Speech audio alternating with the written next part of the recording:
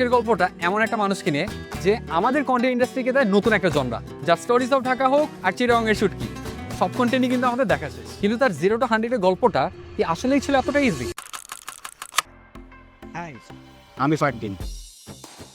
And welcome to এনসিফ প্রেজেন্স 0 থেকে 100 এর গল্প। আমার জার্নিটা শুরু হয় 2017-এ, যখন ভ্লগ নামের কোনো কিছু বাংলাদেশে এক্সিস্ট করতো না। বাট 2017-এ আমি আমার ফ্যামিলির কারণে ভ্লগটা থেকে সরে আসছি। 2022 সালে এসে আমি আবার আমার ড্রিম চেস করা স্টার্ট করছি। 31 ডিসেম্বর 2022। না ছিল কোনো ক্যামেরা, না ছিল কোনো ইকুইপমেন্ট, জাস্ট আমি, আমার ফোন আর আমার গল্প।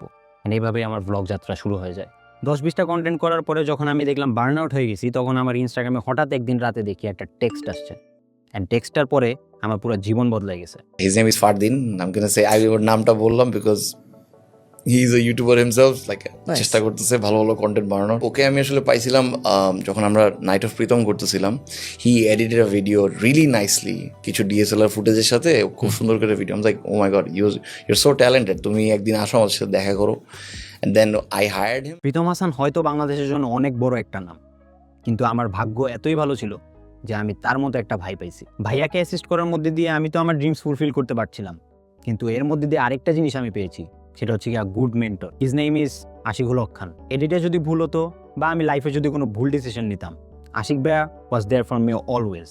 আমি ছোট্ট করে থ্যাঙ্কস জানাতে চাই এনসেফকে, কারণ এনসেফ আমার জার্নির পিছিয়ে অনেক বড় অবদান রাখে। অ্যান্ড আমি যখন ইউটিউব অ্যান্ড ফেসবুক থেকে ডলার আর্ন করা স্টার্ট করছি, তখন আমি জানতাম না যে কীভাবে আমি ওটা পে আউট করবো। অ্যান্ড আমার মতো ক্রিয়েটার্স যারা আছে, দে ক্যান ইউজ এনসেফ to pay out their dollars and 1 সেকেন্ডে বিকাশ ট্রান্সফার। ভাইয়াকে অ্যাসিস্ট করার মধ্যে দিয়ে আমি আমার ভ্লগ করা আবার ছেড়ে দিছি।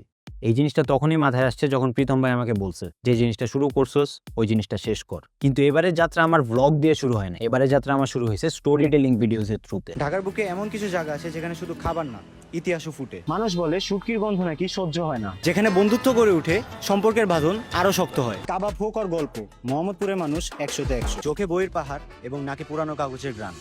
আমি এক্সপেরিমেন্ট করছি, আমি ইন্টারন্যাশনাল ক্রিয়েটরদের ভিডিও দেখছি, আমি তাদের কাছ থেকে ইন্সপায়ার হয়ে বাংলাদেশে একটা নতুন জনরা তৈরি করছি, যেটা ছিল স্টোরি টেলিং ভিডিওস। আমি বাংলাদেশের কালচার, খাবার সবকিছু নিয়ে ভিডিও বানাইছি। একটা ভালো পর্যায়ে আসার পরে আমি যে ব্র্যান্ডের কাজ আমি সব সময় দেখতাম বা আমি স্বপ্ন দেখতাম, ওদের সাথে কাজ করার সুযোগ পাচ্ছি। কন্টেন্ট ক্রিয়েশনের যাত্রায় আমাকে থামানোর জন্য অনেক বাধা আসছে, কিন্তু আমি ওই বাধাগুলো অতিক্রম করে আগাই গেছি। অ্যান্ড গেস হোয়াট, হাসেল এখনো চালু আছে, অনেক কষ্ট করতেছি, কিন্তু তাও কন্টেন্ট কিভাবে বেটার করা যায় এই জিনিসটার প্রতি ফোকাস করতেছি। 2022 সালে আমি অনেক বেশি হোপলেস ছিলাম, অ্যান্ড ওই হোপলেস জার্নির মধ্যে দিয়ে আমি আমার কন্টেন্ট ক্রিয়েশনের যাত্রা এই পর্যন্ত আনছি।